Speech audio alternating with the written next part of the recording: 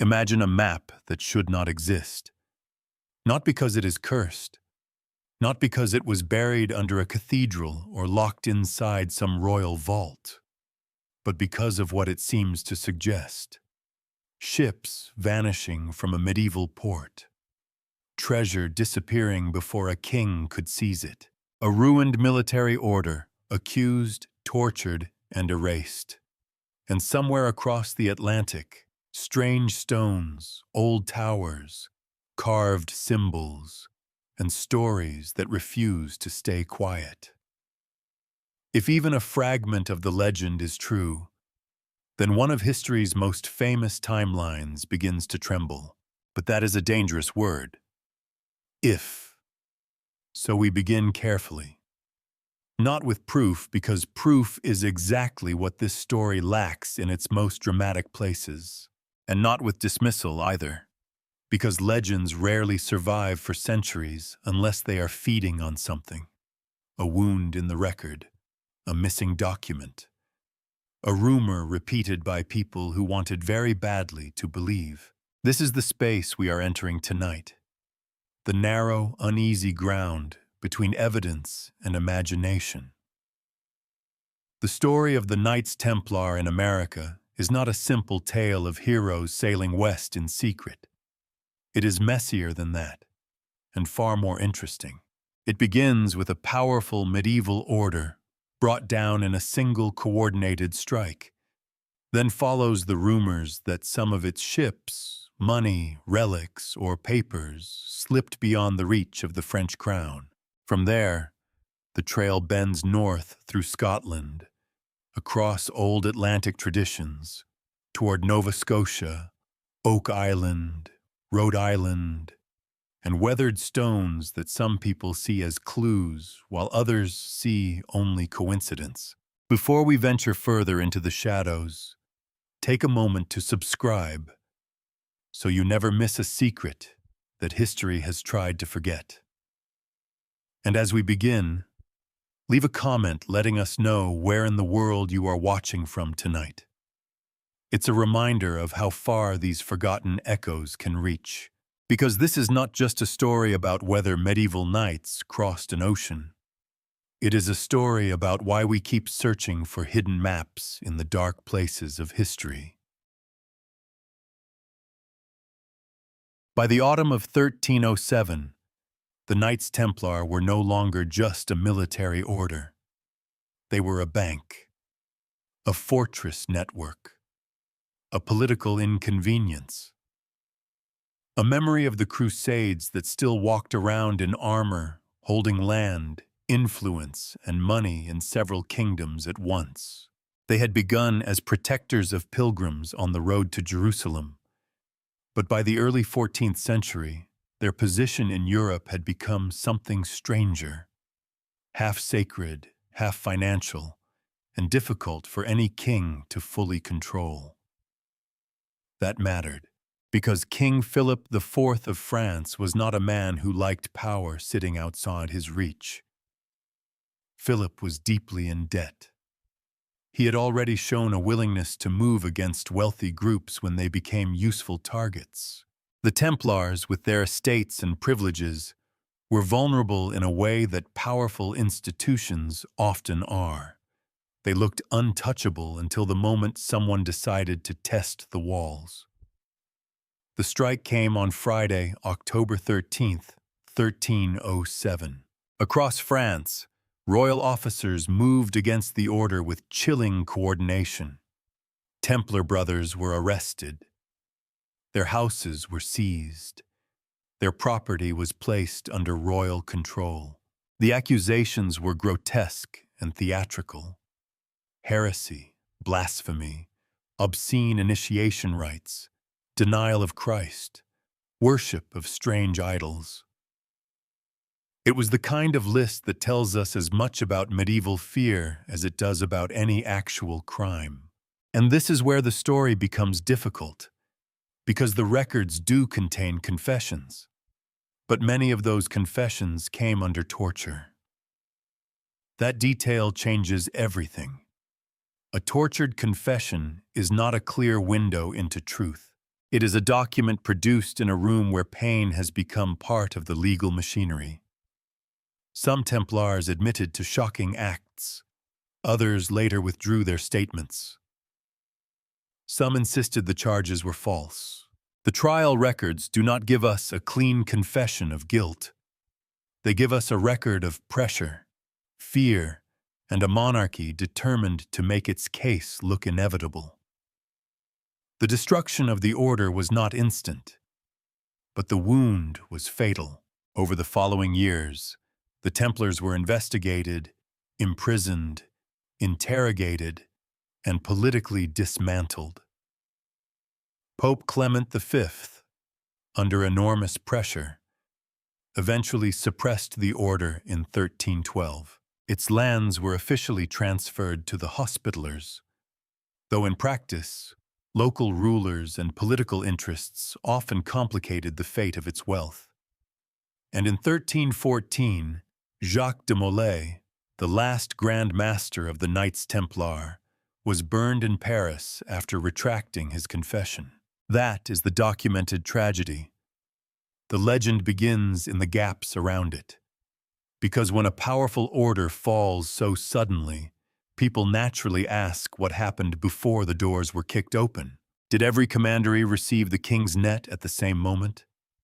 Did every chest of coin, every charter, every account book, every relic, every secret archive remain neatly in place for royal officials to catalogue? Did no one hear the rumors early? Did no one run? Here we have to be careful. The image of a perfectly organized Templar escape, with treasure loaded at midnight and ships sailing toward a hidden destiny, belongs more to later imagination than to firm evidence. It is wonderfully cinematic, which is exactly why it should make us cautious. But caution does not mean the questions are meaningless. Medieval Europe was not a sealed box. Messages traveled. Loyalties crossed borders. Ports were busy. The Templars had houses outside France, and the order's presence was international. Philip's attack was devastating within his realm. But the Templars were not only a French organization. In some places, their treatment was slower, less violent, or shaped by local politics. That unevenness gave later storytellers room to imagine survival. And perhaps the most enduring rumor is not that the order survived openly. It is that something escaped. Not necessarily an army of knights. Not necessarily the Holy Grail or the Ark, or a treasure chest glowing with convenient movie light. Something more believable, and therefore more haunting. Money moved before confiscation. Records hidden before seizure. Brothers warned by friends. Ships departing before royal hands could reach them. This is the kind of rumor that thrives because it does not need to prove everything. It only needs one missing ledger, one unaccounted vessel, one uncertain transfer of wealth, one frightened man who chose the road instead of the prison cell. And yet, the historical record refuses to hand us that satisfying scene. There is no confirmed inventory proving that the great lost treasure of the Templars sailed away. No surviving captain's log announcing an escape across the Atlantic. No clear document saying, "We have taken the secrets of the Order West." What we have instead is a collision between a real historical catastrophe and the human suspicion that catastrophes rarely consume everything. That suspicion is powerful. When institutions collapse, people do not imagine the paperwork. They imagine the hidden room. They imagine the loyal few who knew what was coming. They imagine the chest that vanished before dawn. And with the Templars, the temptation is especially strong because the order already carried an aura of secrecy even in its own time. They had initiation rituals, internal rules, financial networks, fortified houses, and a reputation inflated by both admiration and fear. Philip's accusations helped create the myth he claimed to expose. By charging the Templars with secret rites and forbidden knowledge, he gave later centuries a darker, more fascinating version of them. Even if the accusations were politically driven, they left behind a vocabulary of mystery. Once an order has been accused of hidden worship, secret ceremonies, and concealed wealth, it becomes almost impossible for later imaginations to leave it alone. So the night the Templars fell was not only a police operation, it was the beginning of a second life. The historical order was broken, its leaders imprisoned or dead, its property dispersed, its name disgraced. But the imagined order became something else. Keepers of lost treasure, guardians of dangerous documents, fugitives carrying secrets through back channels of Europe. And from that imagined order, one question keeps returning. If anything did escape France, where could it have gone? The first answer, in many versions of the legend, is not a castle or a monastery. It is a port, a place of tides, warehouses, rope, salt air, and departures that leave almost no trace once the horizon closes behind them. La Rochelle. La Rochelle sits on the western edge of France, facing the Atlantic with the patient confidence of a port that has seen too many departures to remember them all. For anyone building a legend of escape, it is almost too perfect. It was a real maritime center. It offered access to the open sea. It stood at a distance from Paris, far from the king's inland machinery of courts, prisons, and paperwork. And in later stories about the fall of the Templars, La Rochelle becomes the place where the order's fate stops being a legal drama and becomes a mystery of vanished ships. The claim is simple enough to be unforgettable. Around the time of the arrests in 1307, a Templar fleet was said to have disappeared from La Rochelle. Where did it go? That depends on who is telling the story.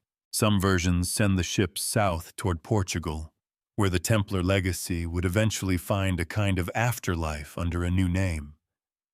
Others turn them north toward Scotland, where political distance from France made refuge seem possible. More adventurous tellings push them farther still, beyond familiar waters, into the Atlantic unknown. In those versions, the departing fleet becomes the first moving piece in a much larger puzzle. Templars, treasure, secret charts, and perhaps, centuries before Columbus, a western shore. But before we follow the ships, we have to ask a quieter question. Was there a fleet to follow?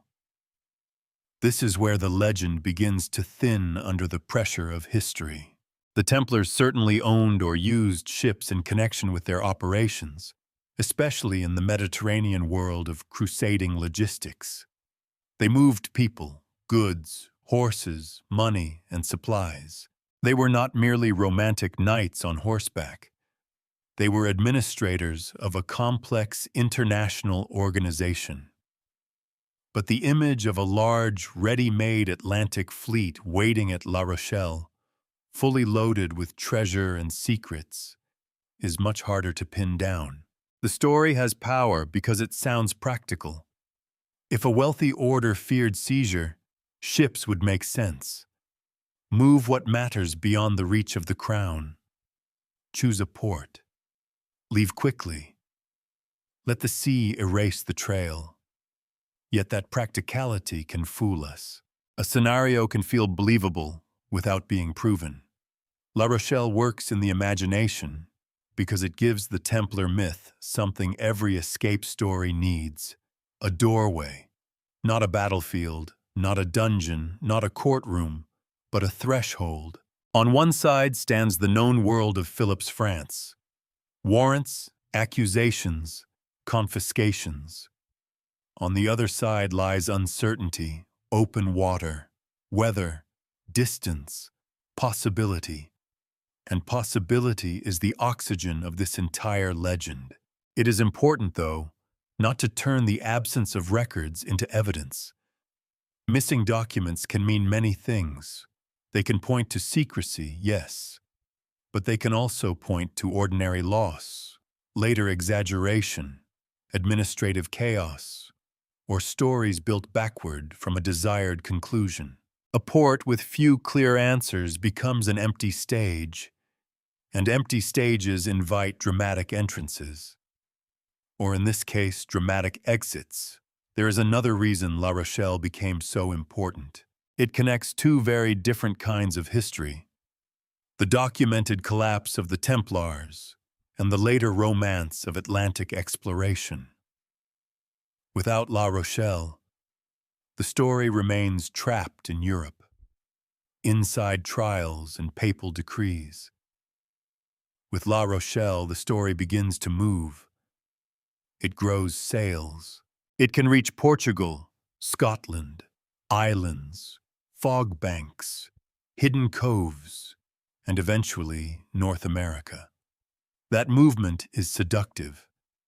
Once the imagined fleet leaves harbor, every later clue can be made to look like a destination. A carved cross in Nova Scotia, a strange tower in Rhode Island, a weathered stone in Massachusetts, a treasure pit on Oak Island. Each object is no longer just itself. It becomes a possible endpoint for the ships that vanished. This is how legends learn to travel.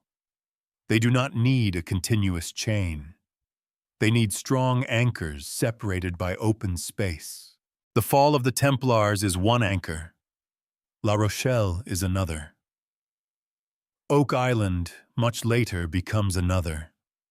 Between them stretches the Atlantic, and the Atlantic has always been generous to mystery. It hides wrecks, breaks ships, scatters cargo, and makes witnesses disappear into weather. Still, we should not treat La Rochelle as a solved mystery with a known route. It is better understood as a pressure point in the story, the place where speculation becomes maritime. The evidence does not allow us to say confidently that a Templar fleet sailed from there into hiding.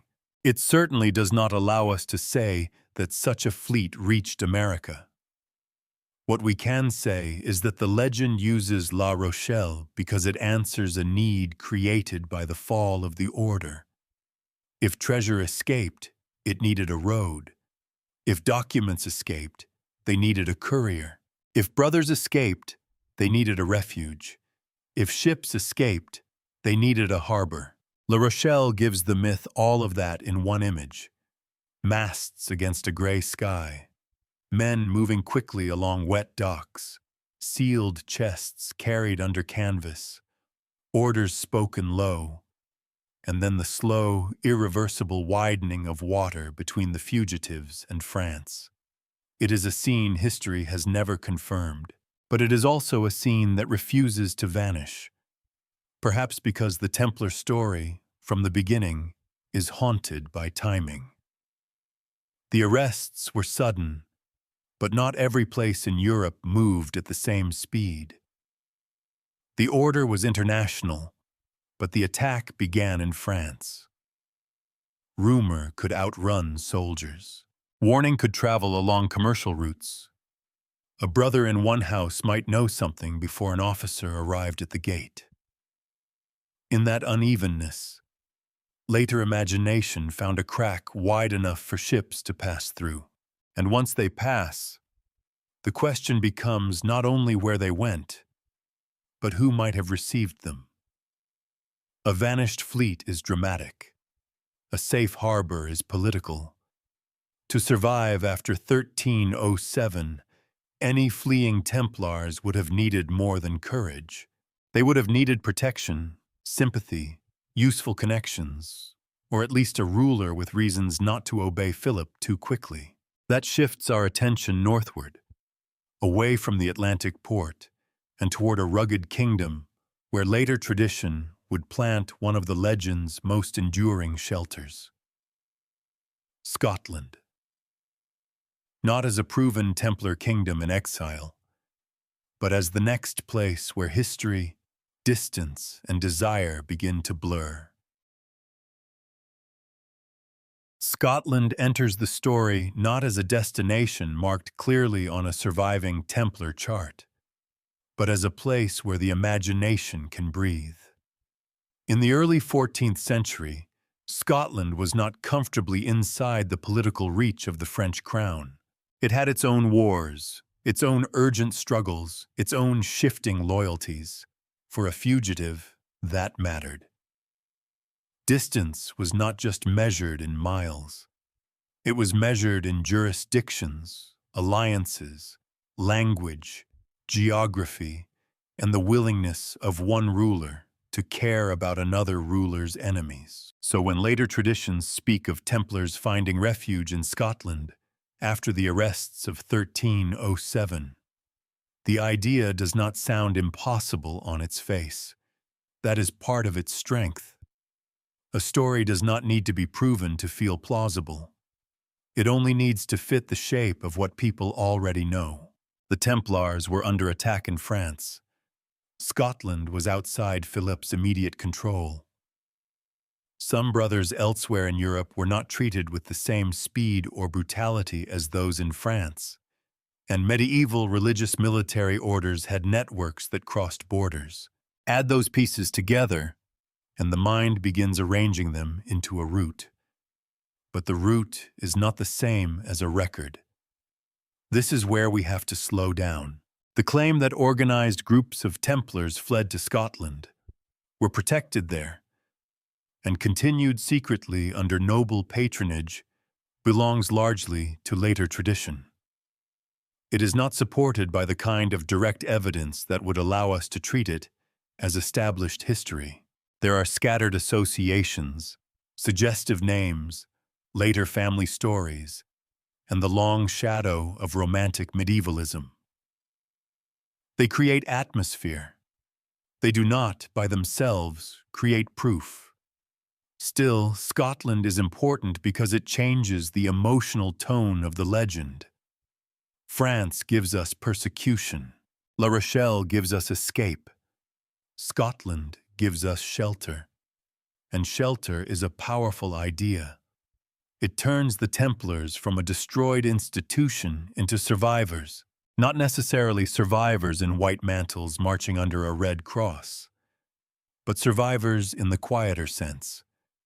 Men absorbed into other households, knowledge carried privately, loyalties preserved through families, symbols remembered after the organization itself had been condemned.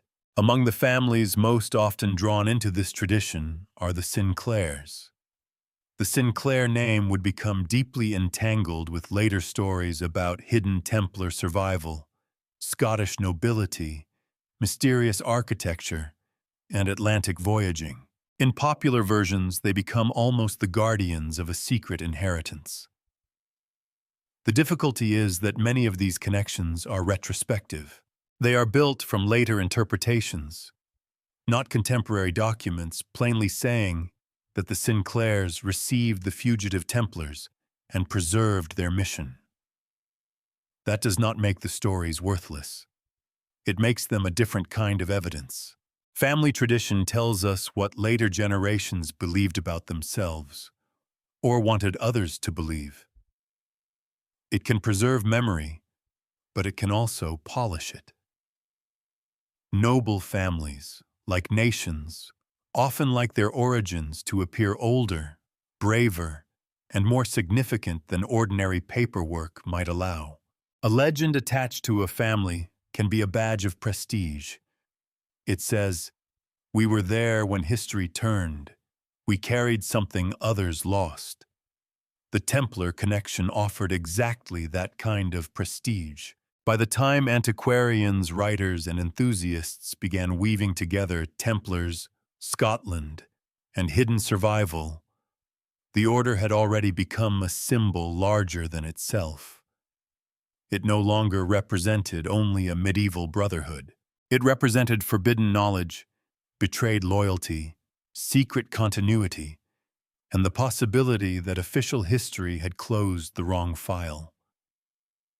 Scotland's landscape also helped the story endure. Castles on hard ridges, chapels filled with carved detail, ruined abbeys, coastal inlets, islands, and sea roads. These are not arguments, of course. A beautiful ruin does not prove a conspiracy. But places shape belief. They give stories somewhere to stand. When a theory can point to a chapel, a tomb, a family crest, or an old estate, it feels less like an idea and more like a trail. That is one of the traps in this investigation. The physical world is persuasive even when it is ambiguous. A carved stone can look intentional. A symbol can look familiar. A family name can seem to connect two distant events. And once you are looking for the Templars have a way of appearing almost everywhere. A cross becomes a clue. A voyage becomes a mission. A noble lineage becomes a secret chain. But history asks for a harder discipline. It asks not only, could this fit, but what would we expect to find if this were true? It asks whether the evidence comes from the time in question or from centuries later. It asks whether there are simpler explanations. It asks whether a symbol is rare enough to matter or common enough to mislead. In Scotland, the Templar survival story often lives in that difficult middle ground. Not absurd, not proven, rich with later tradition, thin in contemporary confirmation. And yet, this middle ground is exactly where the larger Atlantic legend gathers momentum. Because if the Templars merely vanished into anonymous exile, the story becomes small. A few men survive, perhaps marry, perhaps join other institutions, perhaps die quietly. That is historically possible, but not mythically satisfying. The legend wants continuity. It wants guardianship. It wants a line of people who did not simply escape danger, but carried a purpose forward. That is why the move from Templars to Scottish nobles matters. It transforms a broken order into a hidden inheritance. The ships that may or may not have left La Rochelle are no longer just fleeing seizure. They are, in the imagination, transferring a secret into safer hands. And once that secret is placed in Scotland, another door opens. Not immediately to America, not yet. First, it opens to one of the most fascinating and disputed figures in the entire tradition, a northern nobleman whose name would become attached to a voyage across the Atlantic before Columbus. A voyage described through fragile sources, later claims, and an enduring hunger to believe that the map of discovery has been drawn too simply. Henry Sinclair. Here the story becomes more ambitious and also more fragile, because refuge is one thing, and ocean crossing is another.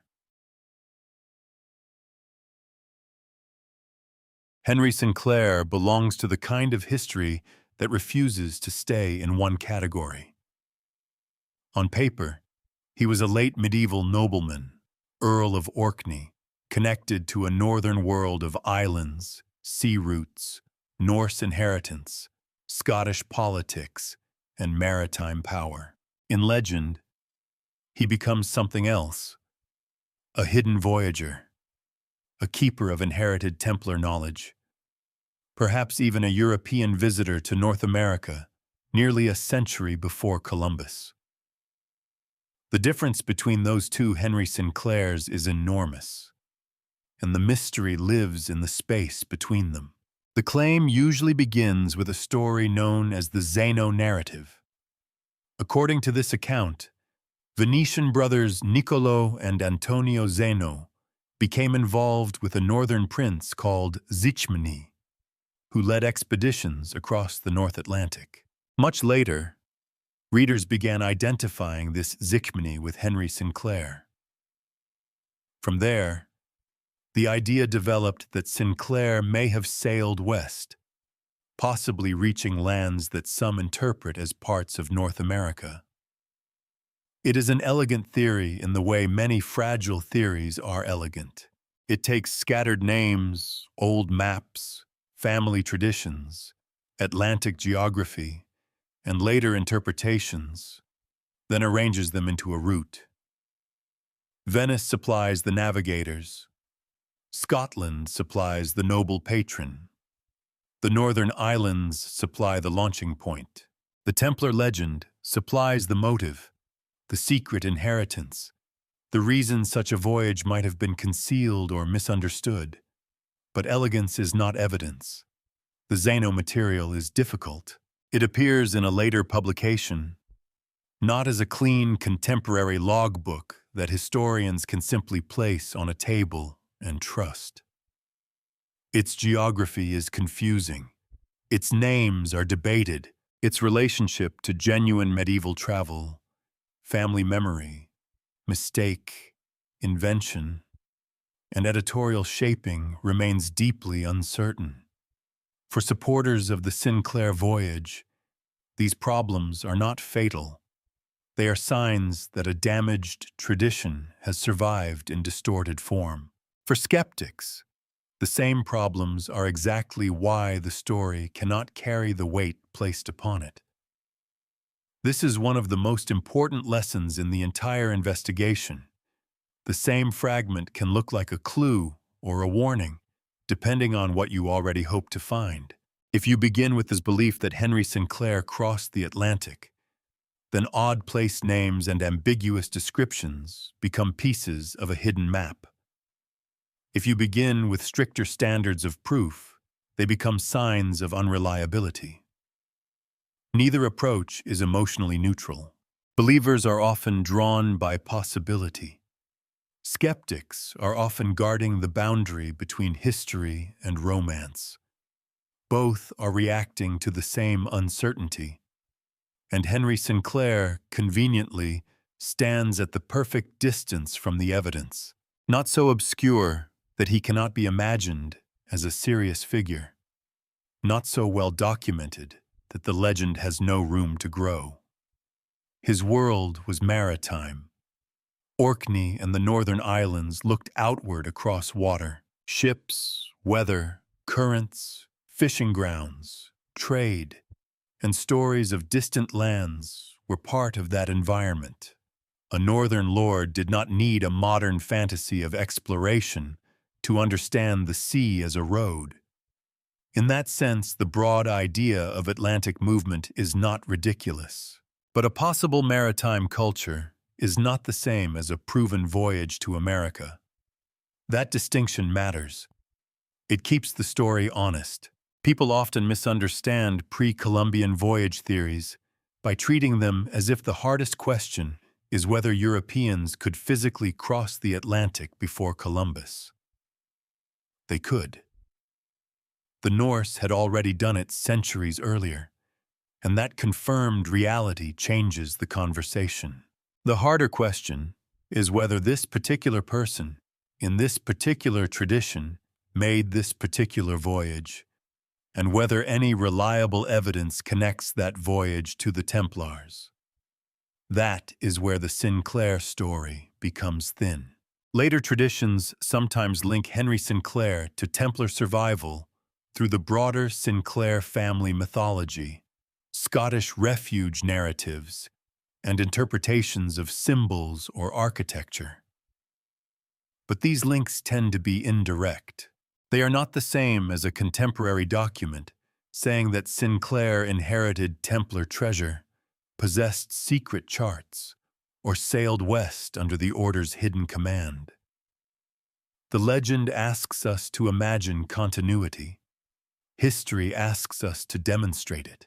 There is also a psychological reason the Sinclair theory has lasted so long. It offers a more satisfying version of exploration than the familiar schoolbook timeline. Instead of discovery driven by empire, commerce, and conquest, it gives us a darker, more secretive journey. A nobleman sailing under uncertain motives, perhaps carrying knowledge from a persecuted order, entering the Western world not with a royal banner raised for public glory, but quietly, almost privately. It feels less like colonization and more like revelation. That is attractive. It softens the brutal edges of later Atlantic history and replaces them with mystery. The first Europeans in the story are no longer conquerors backed by crowns, but secret keepers moving through fog and rumor. Whether or not one accepts the theory, it is not hard to see why people want it to be true. But wanting is dangerous in historical work. Wanting can turn resemblance into relationship. It can turn a vague coastline into a known shore. It can turn a later family tradition into a medieval plan. It can make every unexplained stone feel like a witness waiting to speak. A careful approach leaves Henry Sinclair in a more uncertain, but more interesting position. He may represent the persistence of Northern Atlantic memory.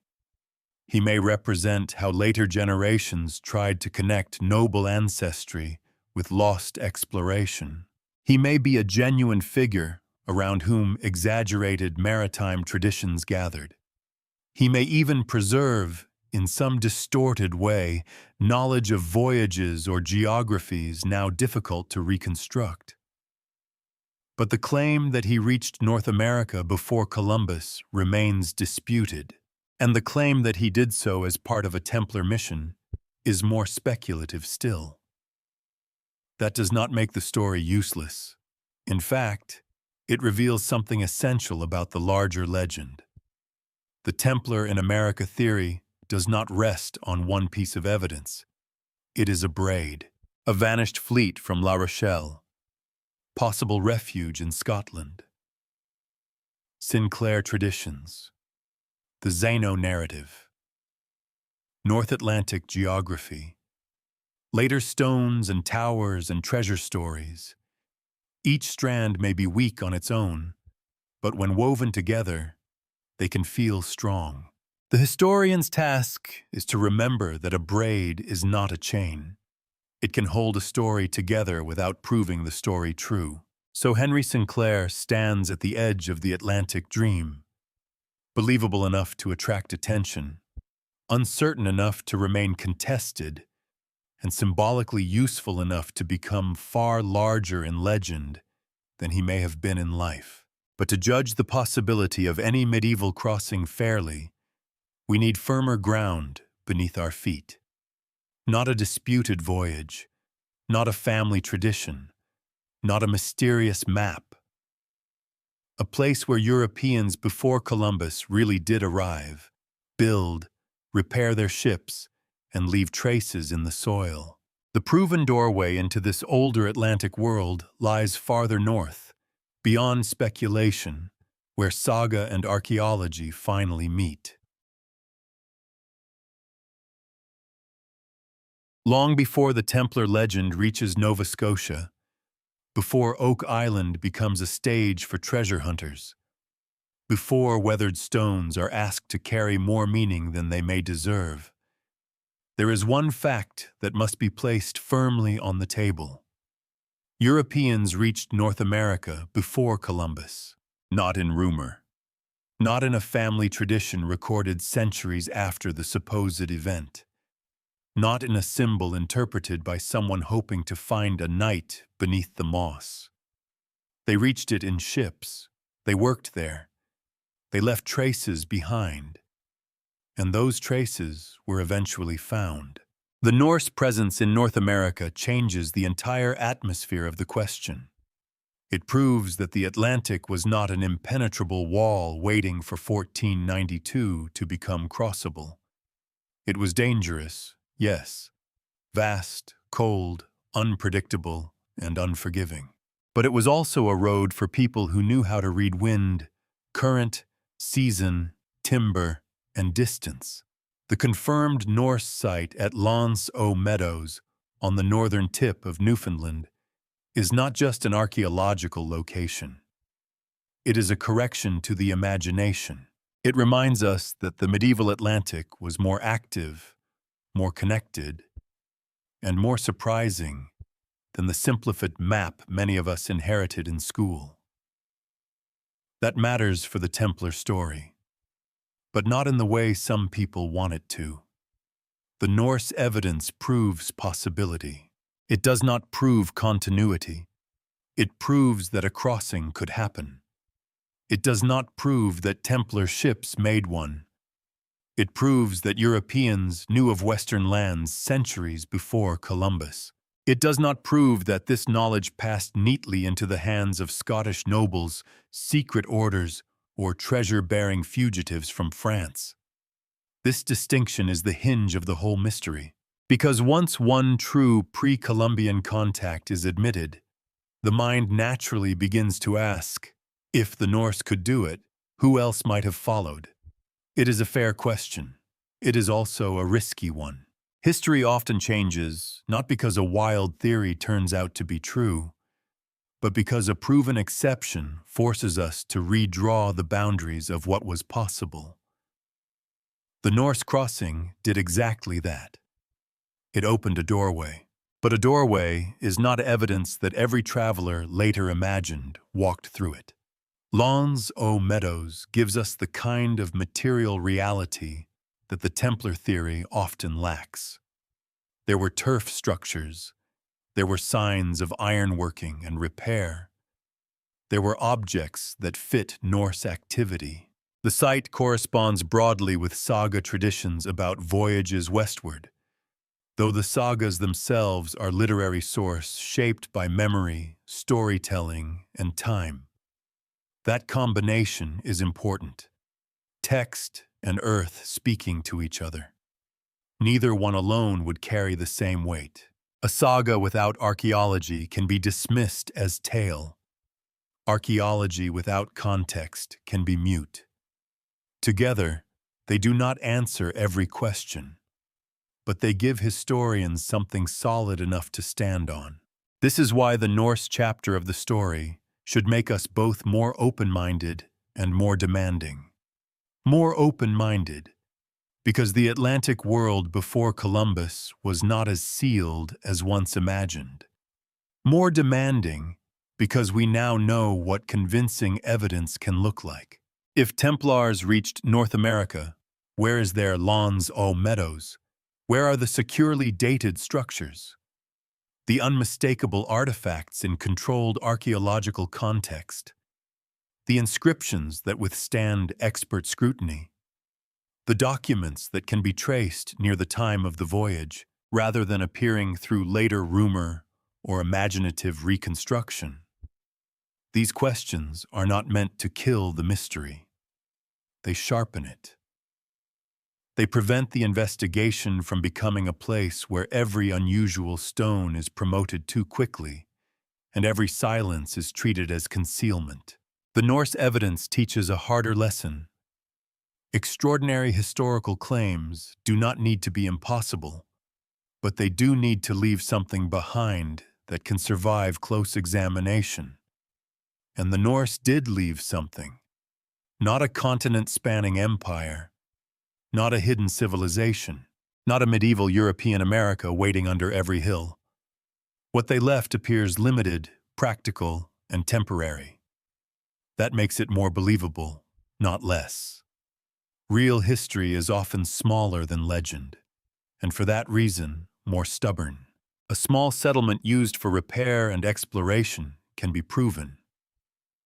A secret transatlantic mission carrying sacred treasure is much harder to catch in the net. There is another subtle point here. The Norse voyages were not launched into a complete void. They came out of a northern Atlantic network. Norway, Iceland, Greenland, and beyond. Each step westward made the next one more imaginable. Greenland especially mattered as a bridge. It reduced the impossible into stages. For any proposed Templar or Sinclair voyage, geography becomes more complicated. From Scotland or Atlantic France, the Western Ocean was not empty in the poetic sense, but it was a very different challenge. Possible routes might have followed northern stepping stones, currents, islands, and inherited maritime knowledge. Yet possible is still a long way from documented. The Norse remind us that successful crossing depended on more than courage. It required ships suited to the conditions, experienced crews, seasonal timing, practical purpose, and knowledge that could be acted upon. The sea does not reward symbolism. A red cross on a mantle, if one was even worn at sea, would not help a vessel survive fog, ice, hunger, or miscalculation. That is where the legend often drifts away from the physical world. It gives us motives and secrets, but not always logistics. Treasure must be packed. Ships must be crewed. Food must be stored. Routes must be known or discovered. Landings must leave traces. People must return or fail to return in ways that affect records somewhere. Even a hidden voyage has practical edges. The Norse evidence brings those edges back. It says, yes, the crossing was possible. Yes, Western lands were known to some Europeans before Columbus. Yes, history is wider than the old classroom rhyme. But it also says, when people cross oceans, they do not cross as pure myth. They bring tools, habits, waste, repairs, mistakes, and material culture. They leave dents in the world. For the Templar in America story, this creates both an invitation and a challenge. The invitation is obvious. If the Norse could reach Newfoundland, then the Atlantic was not beyond medieval capability. The idea of another crossing should not be mocked simply because it predates Columbus. The challenge is more severe. Once we accept that pre-Columbian contact can be proven, we can no longer be satisfied with atmosphere alone. We need evidence that behaves like evidence, not just a story that feels as though it ought to be true. And this is where the path turns south and west along the imagination of the North Atlantic coastline. Because the Templar legend does not usually settle at L'Anse aux Meadows, it moves toward places with coves, islands, old families, difficult shorelines, and a long appetite for buried secrets. It moves toward a region where fog and folklore have often worked together, where the boundary between maritime history and treasure myth is unusually thin. Nova Scotia. There, the story gains a landscape suited to it. Not proof, but a stage. Nova Scotia does not need much help becoming mysterious. It is a place of hard coastlines, sudden weather, narrow inlets, and islands that appear and disappear with the mood of the sea. The land itself seems built for maritime secrets. A ship could approach through fog, find shelter in a cove, unload quietly, and be gone before anyone beyond the nearest shore knew it had come. That image has done a great deal of work in the Templar legend. By the time the story reaches North America, it has already gathered several layers: the fall of the order in France, the rumor of ships leaving La Rochelle, the possibility of refuge in Scotland, the contested traditions around Henry Sinclair, and the proven fact that the Norse had crossed the Atlantic centuries earlier. Nova Scotia becomes the place where those threads can be tied to land. Not necessarily because the evidence is strongest there, because the landscape is willing. This is one of the stranger truths about historical mysteries. Some places attract theories not because they contain more proof, but because they contain more room. Nova Scotia offers that room in abundance. Its coastline is broken into bays, passages, islands, and hidden approaches. Its history includes European fishing, indigenous presence, colonial conflict, privateering, shipwrecks, treasure tales, and family stories passed down in communities where the sea has always been both livelihood and threat. A region like that becomes a natural home for uncertain arrivals. If someone wanted to imagine a secret medieval landing, Nova Scotia gives the imagination everything it asks for: distance from European authority, proximity to North Atlantic routes, rugged terrain, and later ruins or markings that can be pulled into the story. It also gives something more subtle, a feeling that not everything that happened there would have been written down. That feeling is not evidence, but it is not foolish either. Coastal history is full of events that were poorly recorded, misremembered, or preserved only in fragments. Fishermen, traders, sailors, and indigenous communities all moved through worlds where official documentation was uneven. European archives were not designed to preserve every shoreline encounter. A ship landing briefly on a remote coast might leave little behind, especially if the visit was temporary and the visitors did not survive, return, or build anything lasting. This is why Nova Scotia can feel so persuasive to believers. The lack of records seems to fit the very nature of the claim. But that is also where the danger begins. A theory that explains the absence of evidence too easily can become impossible to test. If no documents exist, perhaps they were hidden. If no artifacts appear, perhaps they were removed. If a stone is ambiguous, perhaps only initiates knew its meaning. Every weakness becomes another layer of secrecy. At that point, the story stops being investigated and starts defending itself. A careful narrator has to resist that temptation. The better question is not, could someone have landed here? In the broadest sense, yes. Ships have landed on unlikely shores for as long as people have taken risks at sea.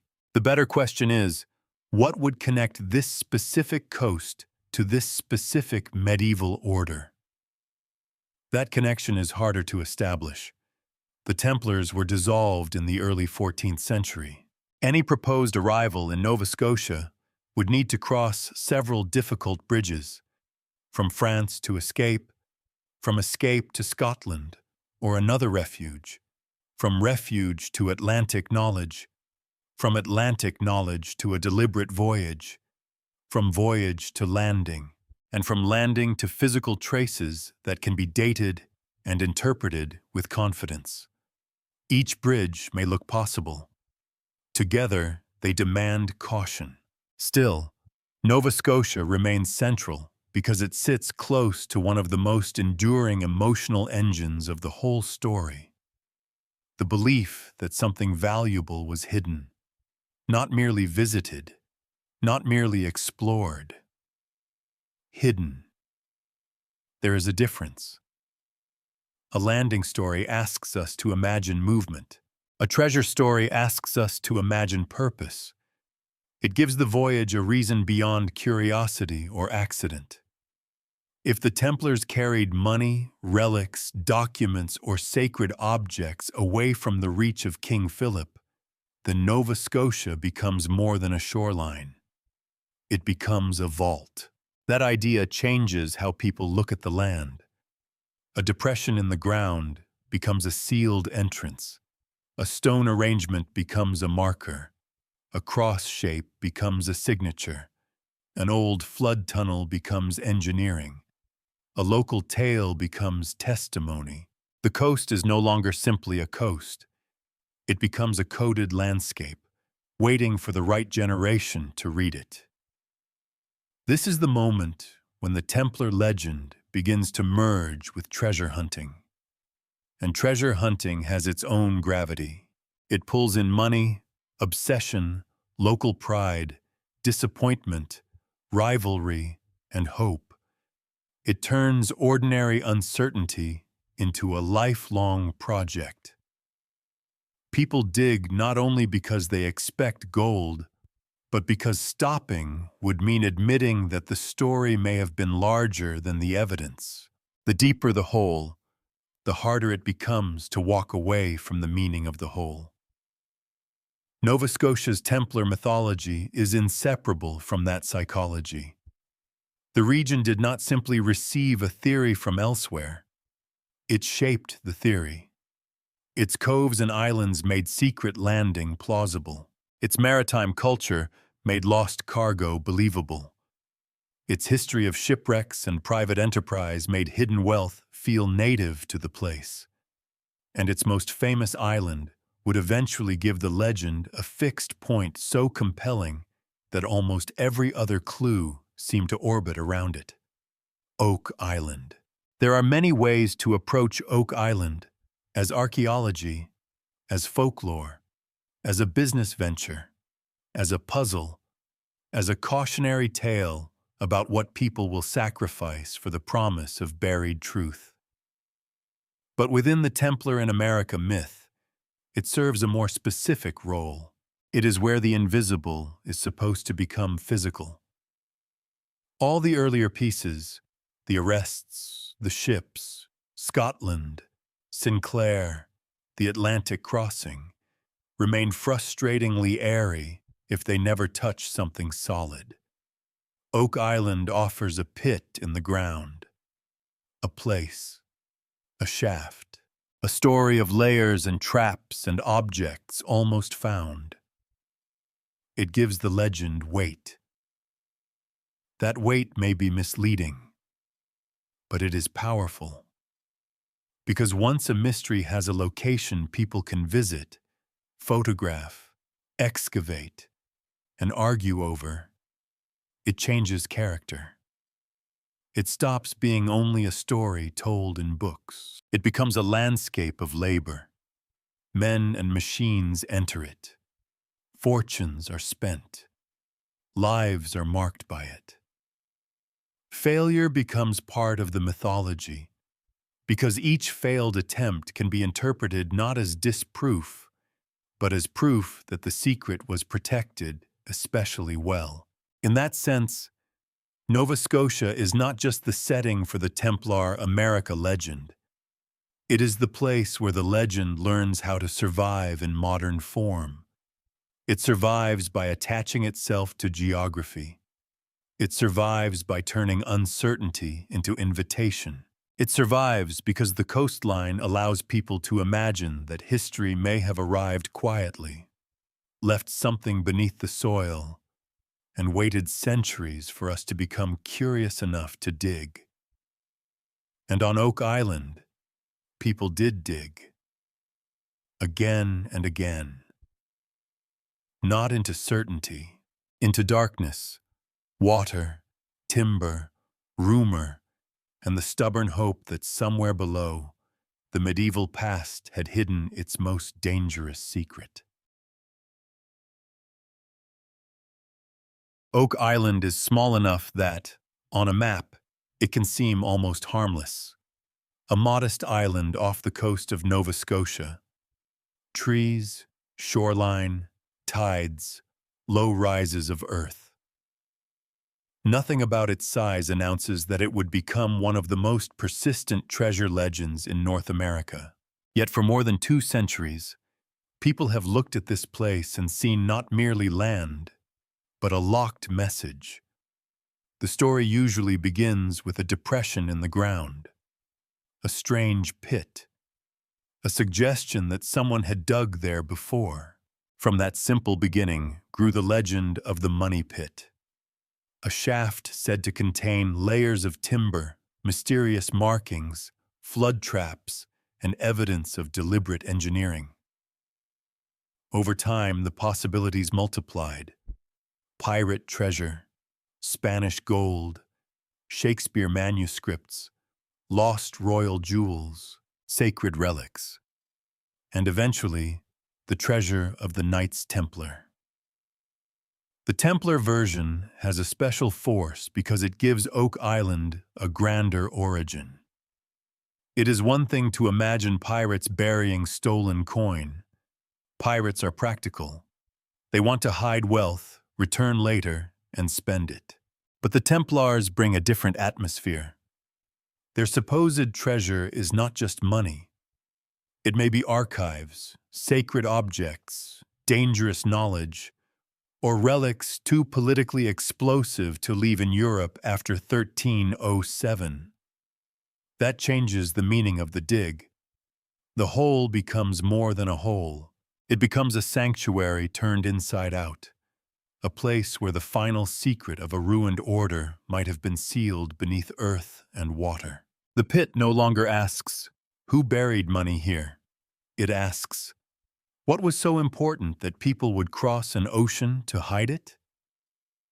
This is where Oak Island becomes emotionally powerful. Not because the evidence proves the Templar theory. It does not. Definitive proof remains elusive. The island has produced finds, stories, disturbances, old works, and endless interpretation, but not a settled answer that can close the case.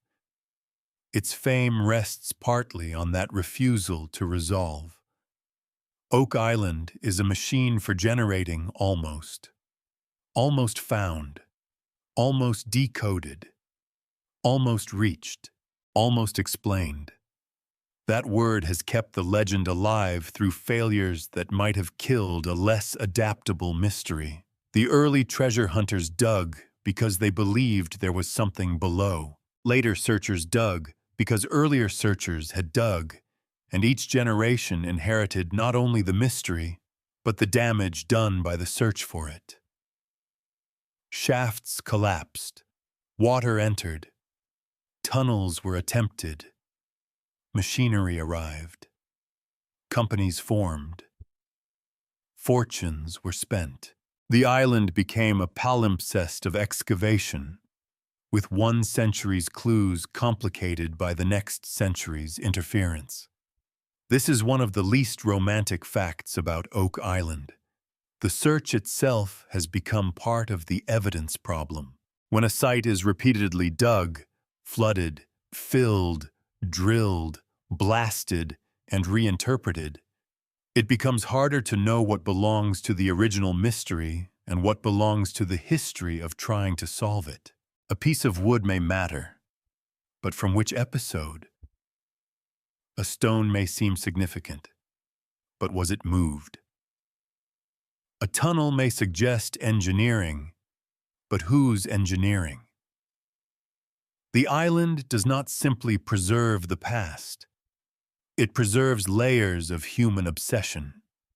That obsession is not foolish, exactly. It is very human. There is something almost noble and also slightly tragic in the determination to keep going when the earth gives back fragments instead of answers. Oak Island has attracted people willing to risk money, reputation, and in some cases, safety, because the story offers a rare promise that history's missing center might still be physically reachable, not in a metaphor, not in a library, beneath your boots. For Templar believers, the island's appeal lies in its location and its difficulty. Nova Scotia fits the imagined North Atlantic route. An island offers concealment. Flooding and complex underground works suggest planning. Symbols and speculative links can be drawn outward toward Scotland, the Sinclairs, and the vanished ships of La Rochelle. But every one of those links has to be handled carefully. A difficult excavation does not prove medieval builders. Flooding can be natural, accidental, or the result of later activity. Treasure legends tend to attract new explanations whenever old ones fail. And once the Templars are introduced, Their mythology can expand to fill almost any gap. No inscription? They were secretive. No clear artifact? It remains buried. No records? They were destroyed. The theory protects itself by becoming less and less testable. That does not mean Oak Island has no historical interest. It absolutely does. The island is a real place with a real history of exploration, land use, digging, local tradition, and material discoveries. It deserves investigation without either mockery or surrender. The problem begins when the most dramatic explanation is treated as the default explanation, simply because it is the most satisfying. The Templar theory is satisfying. It pulls the entire story together with cinematic neatness. The order falls in France. A fleet vanishes from La Rochelle. Refuge is found in Scotland. Henry Sinclair, or someone like him, crosses the Atlantic. The treasure is hidden in Nova Scotia. Centuries later, a pit is found. The line is clean, almost too clean. Real history rarely behaves that politely. It leaves broken lines, contradictory records, ordinary motives, and mundane explanations sitting beside the extraordinary ones. It asks us to accept that a famous mystery may be famous not because it contains a medieval secret, but because it sits at the perfect intersection of geography, folklore, money, and longing. And yet, Oak Island is difficult to dismiss completely, because dismissal does not explain its cultural power. Why this island? Why this pit? Why this story, returning generation after generation? Part of the answer is that Oak Island gives physical shape to a feeling many people already have, that the official past is incomplete. Not necessarily false, incomplete. Archives burn, institutions lie, explorers exaggerate, governments confiscate, families hide shame, victors write selectively, entire communities vanish from written records. Once you know that history has gaps, it becomes tempting to believe that one of those gaps might contain something magnificent. Oak Island takes that temptation and gives it coordinates. The pit is not just a hole in the ground. It is a test of faith in mystery itself.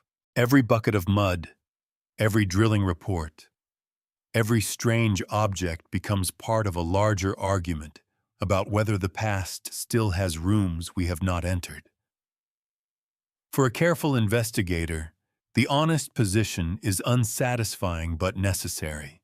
Oak Island may contain evidence of earlier human activity, perhaps several periods of it. It may preserve traces of treasure hunting, industry, settlement, or schemes we do not fully understand. It may still surprise us, but the claim that it hides Templar treasure, sacred relics, or the transported wealth of a ruined medieval order remains unproven. That uncertainty should not make the island less interesting. It should make it more revealing. Because Oak Island shows us how a legend becomes durable. It does not survive only by being believed. It survives by being worked on, dug into, funded, argued over at kitchen tables and in books and on screens. It survives because people keep converting doubt into labor. Some mysteries fade because no one can touch them. Oak Island endures because people can. They can stand on the island, look toward the water, and imagine a ship in the distance.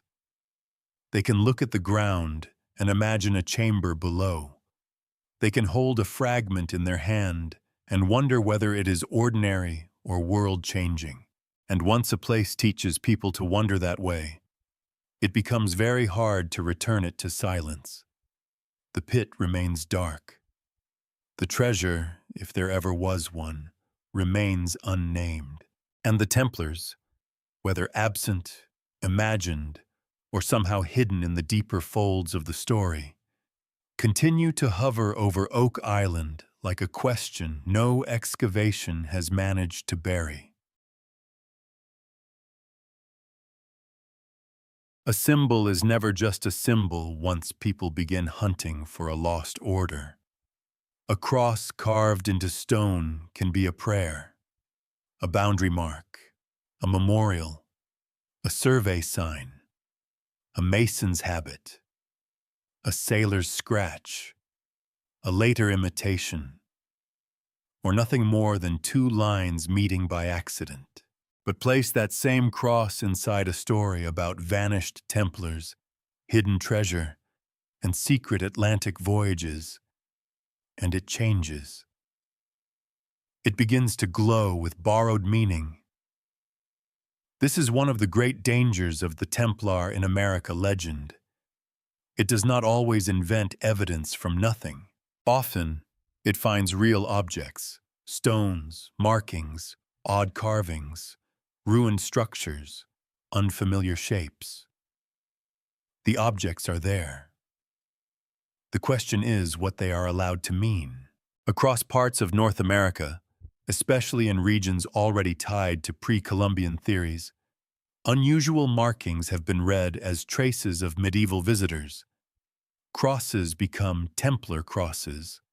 Scratches become coded inscriptions. Rough shapes become deliberate heraldry. Weathered marks become swords, helmets, shields, or religious signs. Sometimes the interpretation is offered cautiously.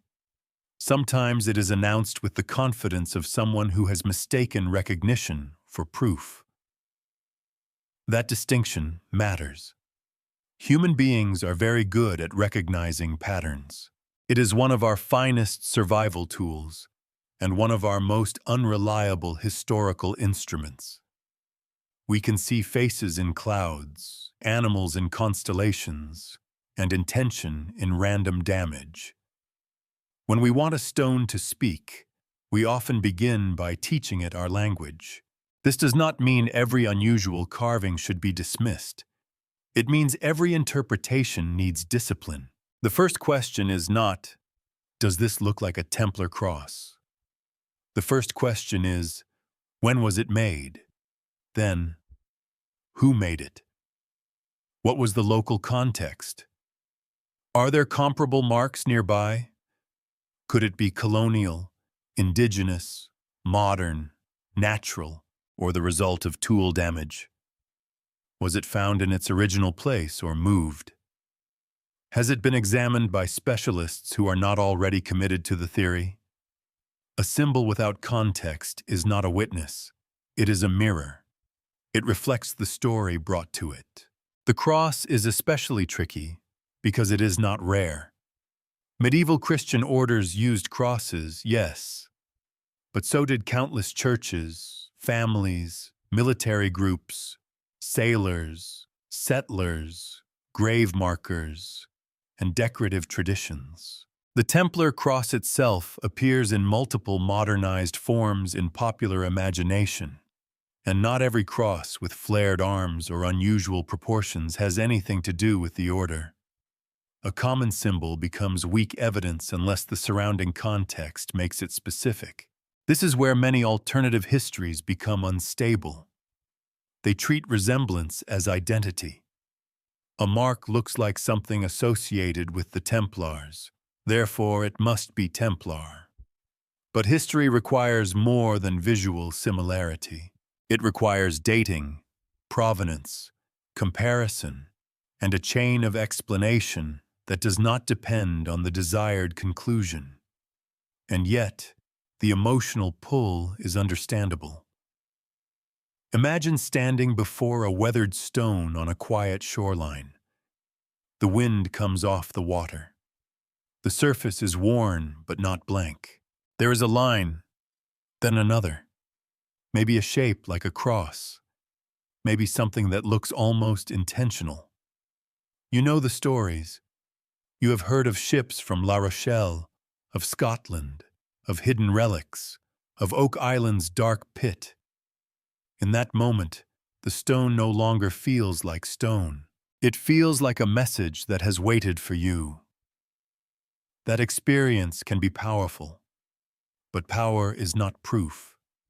The more powerful the feeling, the more careful the interpretation must become.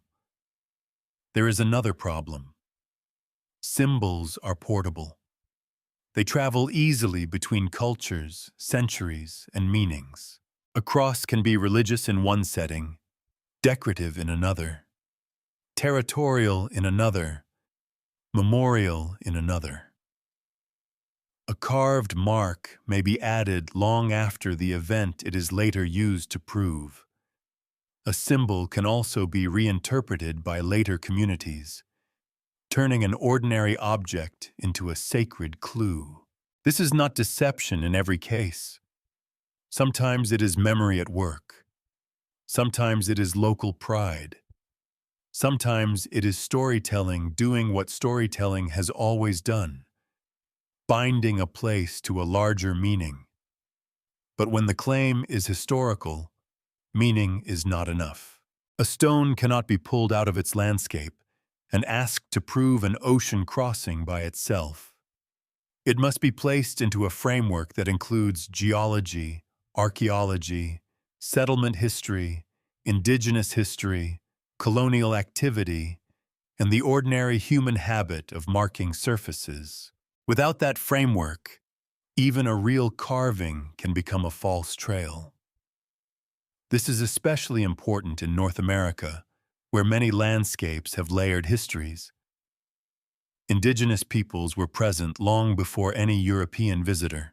Later, Europeans arrived in waves: fishermen, traders, colonists, soldiers, missionaries, surveyors, farmers, and tourists. Each group left marks of different kinds. To jump straight from an ambiguous mark to the Knights Templar is not just risky. It can erase the more immediate and better supported histories of the place. That is an uncomfortable point, but a necessary one.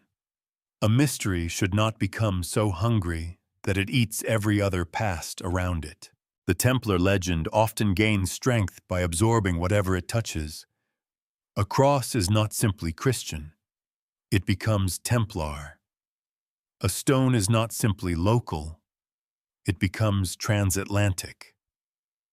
A carving is not simply uncertain. It becomes a coded survival mark. The legend grows by converting ambiguity into alignment. A careful investigation has to move in the opposite direction. It has to separate. Separate what is visible from what is inferred. Separate what is old from what only looks old. Separate what is possible from what is demonstrated. Separate the object from the story wrapped around it. Once that is done, some symbols may still remain interesting. A few may deserve closer study. Others may collapse into ordinary explanations, and some may remain genuinely unclear, which is not the same as being Templar. Unclear means unclear. That may sound less exciting, but it is often the most honest word in the room. The fascination with stones and crosses also reveals something about the Templar myth itself. It is a legend constantly searching for signatures. Because there is no universally accepted document proving the voyage, no confirmed settlement, no sealed Templar archive dug from Nova Scotia soil, believers often turn to marks that feel like personal traces. A symbol seems intimate. It suggests that someone stood here, chose this surface, and made a sign for those who would understand. There is a tenderness in that idea. It imagines history not as a public announcement, but as a private message. But private messages are difficult to verify, especially when the supposed sender is gone. The code is uncertain, and the reader already knows what answer they hope to find. This does not make the search meaningless. It makes it revealing. The stones show us how belief works at ground level, not in grand theories, but in the small encounter between eye and surface. A person sees a mark. The mind supplies a story. The story supplies a connection. The connection becomes evidence. And soon the stone is no longer being examined. It is being recruited. That is the moment to pause, because the past deserves better than recruitment. It deserves patience. So when we encounter crosses, carvings, and silent symbols along the supposed Templar trail, the right response is not mockery and not surrender. It is a disciplined curiosity. Look closely. Ask what else it could be. Notice what would need to be true for the Templar reading to hold. Notice what simpler explanations have to be pushed aside. Some stones may remain mysterious, but mystery alone cannot carry ships across the Atlantic. For that, the legend needs something larger than a mark on a rock. It needs architecture, a structure strange enough to feel out of place, old enough in appearance to invite argument, and visible enough to become a public monument to uncertainty. In Rhode Island, one such structure stands in plain sight, a round tower of stone, weathered by centuries, claimed by some as Norse, Portuguese, medieval, or Templar, and explained by many historians as something far more ordinary: the Newport Tower. The Newport Tower does not hide underground. That is part of its strangeness. Unlike Oak Island, where the mystery descends into shafts, floodwater, and unreachable chambers, the Newport Tower stands openly in Rhode Island, in a public park, under the changing weather of New England. It is not concealed. It does not require a treasure map. You can walk up to it and look at it. And still, people have argued about what they are seeing. The structure is round, built of stone, supported by arches, with an appearance that feels unusual enough to disturb a casual explanation. It does not look, to many eyes, like the simple remains of an ordinary colonial windmill. It looks older, stranger, somehow misplaced. And when an object looks misplaced, the imagination quickly offers it a more dramatic passport. Norse, Portuguese, medieval, Templar. Each theory tries to solve the same emotional problem. The tower feels as though it belongs to another story. That feeling has made it one of the most famous architectural puzzles in American alternative history. Some have seen it as evidence of Norse visitors moving beyond Newfoundland. Others have tied it to early Portuguese exploration. In the wider Templar tradition, the tower becomes a possible marker of medieval Atlantic knowledge, a surviving stone witness to a European presence before Columbus. Perhaps connected to Scottish voyages or hidden networks of travelers who knew more than the official record admits. It is easy to understand why the tower attracts these claims. A building is more persuasive than a rumor. It has weight. It casts a shadow. It survives in photographs and tourist brochures. Unlike a vanished ship or a lost document, it can be inspected. Its stones can be measured. Its mortar can be studied. Its form can be compared with other structures. Architecture seems to promise a firmer kind of answer. But architecture can also mislead. A building may look ancient without being medieval. It may borrow forms from older traditions. It may weather unevenly. It may lose the surrounding context that once made it ordinary.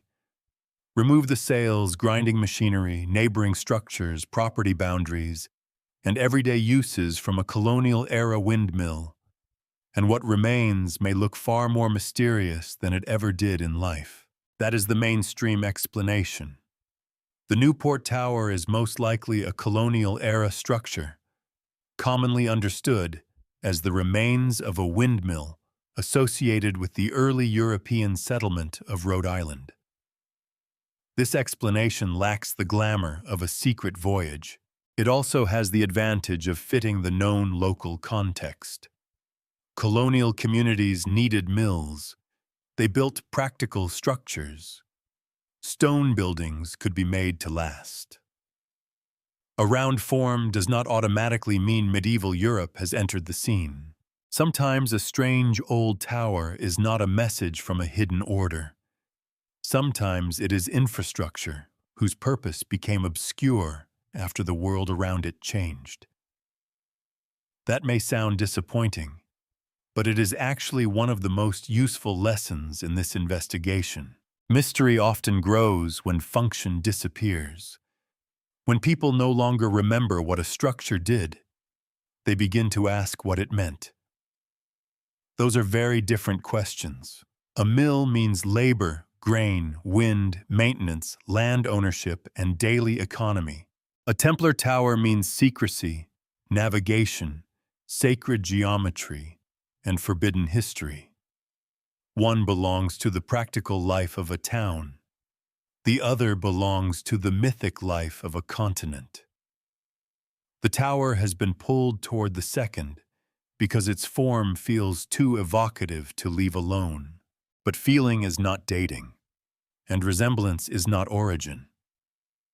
Those who argue for a medieval or pre-Columbian Newport Tower often point to architectural comparisons, unusual alignments, or the broader pattern of supposed early European traces along the Atlantic coast. The problem is that such arguments frequently depend on interpretation more than on secure evidence. A feature that seems meaningful in one theory may have a simpler explanation in local building practice. A resemblance to an older European structure may reflect general architectural habits rather than direct descent. An alignment may be intentional, coincidental, or overstated. The tower becomes a test case for how much mystery a structure can carry before it collapses under the weight of our expectations. If the Newport Tower were truly medieval, Norse, Portuguese, or Templar, it would be extraordinary. It would demand a major revision of the early European history of the region. It would raise immediate questions. Who built it? Why there? How was the project organized? What tools and materials were used? Where are the related artifacts?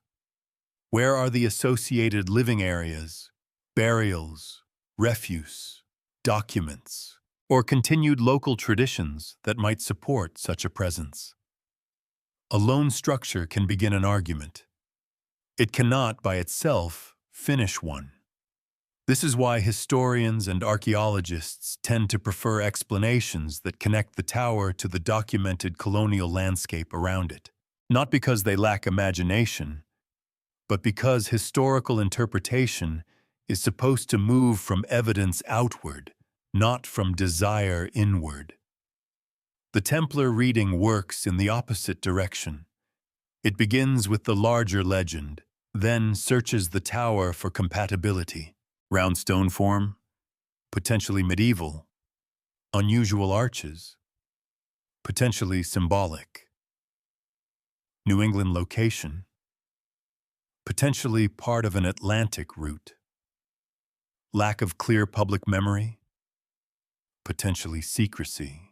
In that method, almost every uncertainty becomes useful, because uncertainty is treated as a doorway rather than a limit. But limits matter. Without them, the Templars become less a historical order and more a universal explanation for anything old, odd, or poorly understood. That would be unfair even to the Templars themselves. The real Knights Templar lived in a specific medieval world with specific institutions, finances, rules, properties, enemies, and failures. Turning them into invisible builders behind every enigmatic stone structure makes the story larger, but also blurrier. It removes them from history and turns them into atmosphere. The Newport Tower deserves better than that. It deserves to be understood first as a local object, part of Newport's landscape, shaped by colonial history, later curiosity, preservation, debate, and reinterpretation. Only after that should larger theories be tested against it. And when they are tested, the Templar explanation remains far from proven. Still, the tower's power should not be underestimated. There is a reason people keep returning to it. The human mind does not like objects that seem overqualified for ordinary explanations. We look at something strange and durable, and we want its origin to be worthy of its appearance. A windmill feels too plain. A medieval tower feels equal to the mood the stones create. But history is full of plain things that survive long enough to become mysterious. A tool becomes an artifact. A workplace becomes a monument. A practical structure becomes a riddle. The Newport Tower may be one of those cases, an ordinary building made extraordinary by time, weather, and the silence that follows when original use fades from living memory. And perhaps that is enough. It does not have to be Templar to matter. It does not have to be a secret navigational marker to be worth studying. Its endurance tells us something about how landscapes become layered, how communities inherit structures they no longer fully understand, and how the past is constantly reimagined by those who arrive later. For the Templar America legend, the Newport Tower plays a familiar role. Like Oak Island, it gives the theory something physical to touch. Like carved stones, it invites interpretation. Like the Sinclair story, it stands near the border between documented history and attractive speculation. But the tower also warns us. Not every old stone is a survivor from a forbidden age.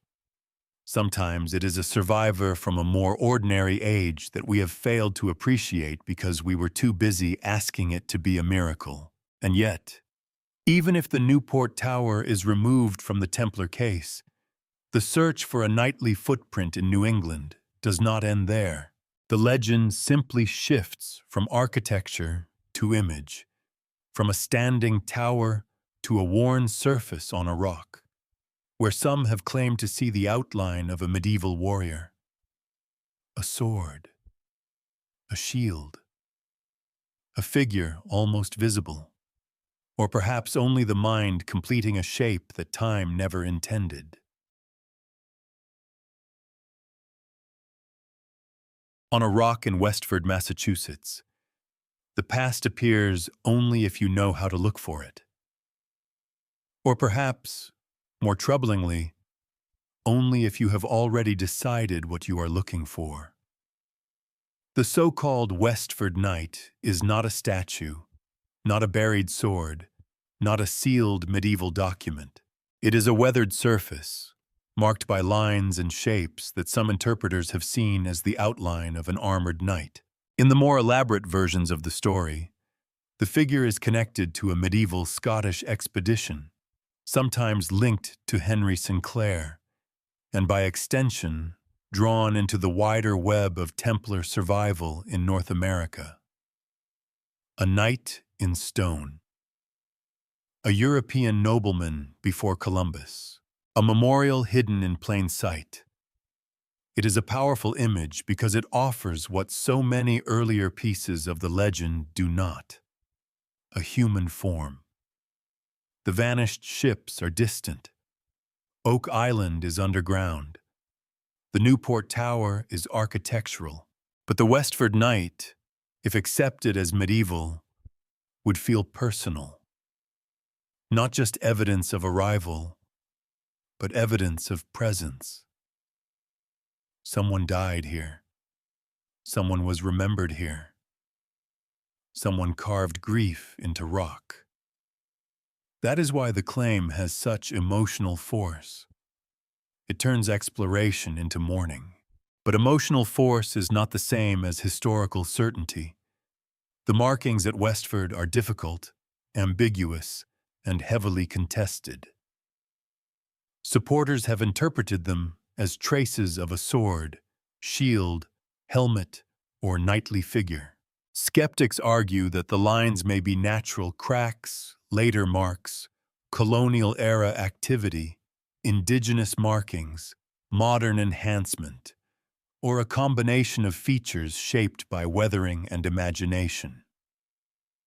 The problem is not simply whether marks exist. The problem is whether they can securely bear the identity placed upon them. This is where pattern recognition becomes central. The human brain is not a neutral instrument. It is a meaning-making machine. Give it fragments, and it tries to complete them. Give it a few lines on stone, and it may supply the missing body. Give it a story about medieval visitors, and the same lines may begin to look less random and more deliberate. The mind does not merely see, it collaborates. That collaboration can be beautiful. It can also be dangerous. When people look at the Westford Rock and see a knight, they may not be lying. They may genuinely see it. The shape may feel obvious once pointed out. But the fact that something becomes visible after explanation does not prove it was intentionally made. A constellation is not false because it resembles a hunter or a bear, but the stars were not arranged by ancient storytellers. The pattern is real as a pattern. Its cause is another question. Historical interpretation lives inside that difference. The Westford Knight claim asks a great deal of a damaged surface. It asks it to connect New England to medieval Scotland, Scotland to Sinclair traditions, Sinclair traditions to Atlantic voyaging, and sometimes, indirectly, to the Templar afterlife. That is a heavy burden for lines whose origin and date remain disputed. And still, it is easy to understand why the story persists. The Westford image gives believers a kind of intimacy that maps and legends cannot. It suggests that the Atlantic voyage had consequences, that a person from the old world reached this place, died far from home, and was memorialized by companions who left behind a sign. It is not just a theory of contact. It is a scene of loyalty. That may be the real heart of the Westford Knight. Not proof, pathos. A weathered rock becomes the place where people project a lost funeral. There is also a local dimension to this.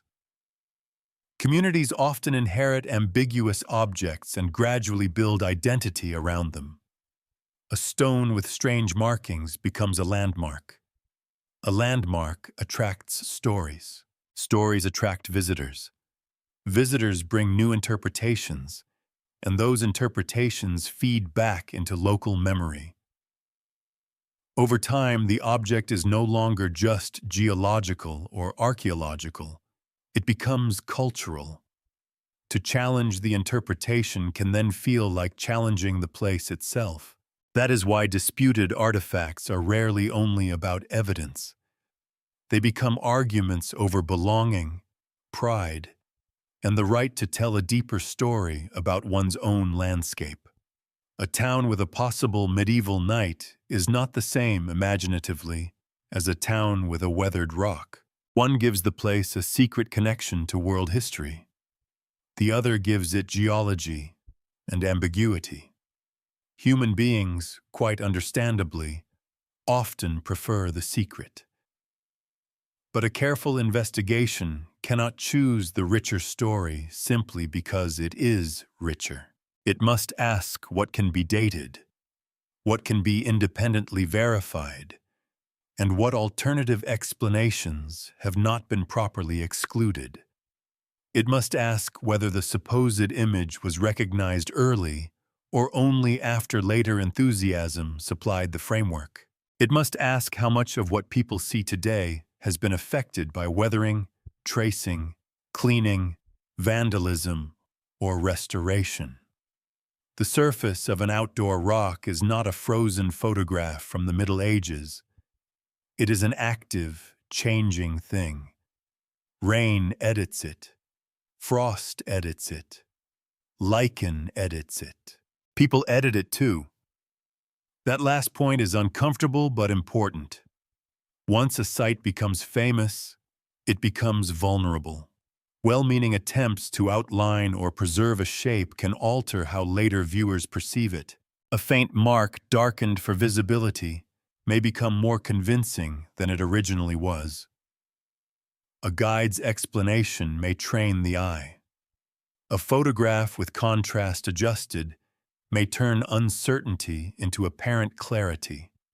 In that way, belief does not only interpret evidence, sometimes it reshapes the conditions under which evidence is seen. This does not mean the Westford markings are meaningless. They are meaningful because people have made them meaningful. They reveal how a community and a wider audience of alternative historians negotiate the boundary between trace and story. They show how the desire for pre-Columbian contact can focus itself onto a single surface until the stone seems almost obligated to answer. But the stone remains stubborn. It does not speak in dates. It does not provide a name. It does not offer a ship, a document, or a chain of custody. It offers marks, and those marks have been asked to become a medieval biography.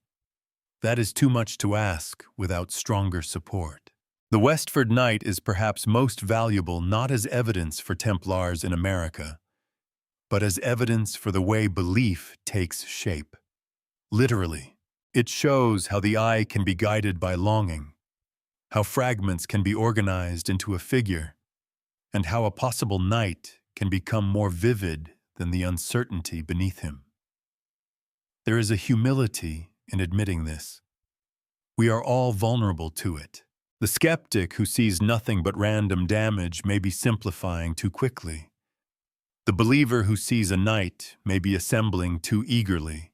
Between those positions lies a more patient response. Something is there, but what it is remains unresolved. The interpretation is interesting, but the proof is insufficient. That answer will satisfy almost no one, which is often how you know it is close to honest. The Westford Knight stands, then, as a lesson in the shape of belief. Give history a wound, a missing record, a ruined order, a sea crossing that might have happened, and a stone with uncertain lines, and the mind will do what it has always done.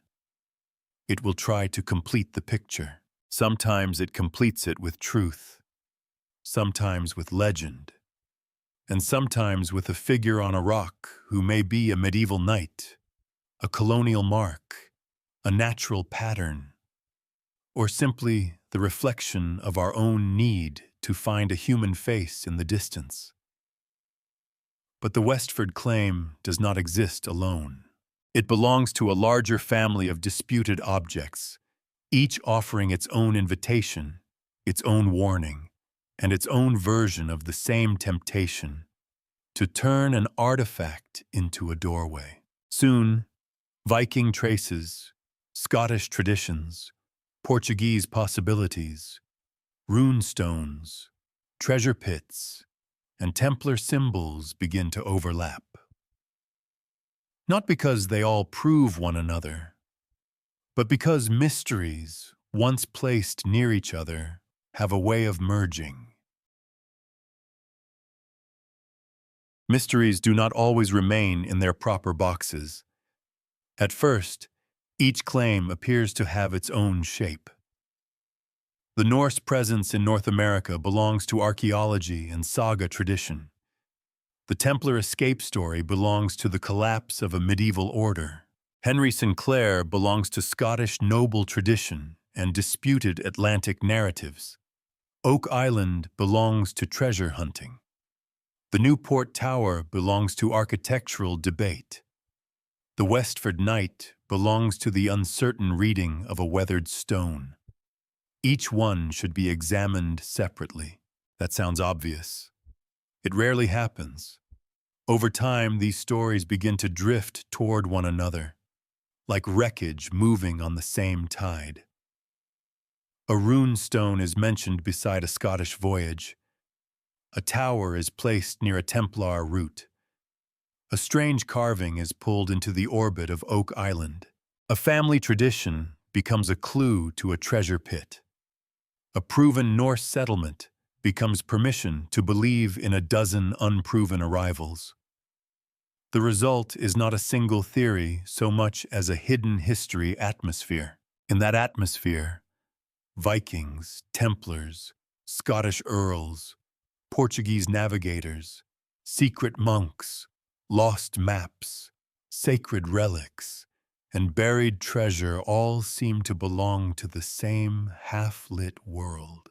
They become characters in one grand alternative past, even when the evidence for each claim comes from different centuries, different regions, and very different levels of reliability.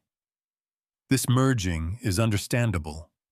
The human mind likes connection. It dislikes loose ends. When several mysteries appear along the same coastline or inside the same broad period of pre-Columbian possibility, the temptation is to arrange them into a pattern. One disputed artifact is interesting. 5 disputed artifacts feel like a trail. 10 begin to feel like suppression. But accumulation is not the same as confirmation.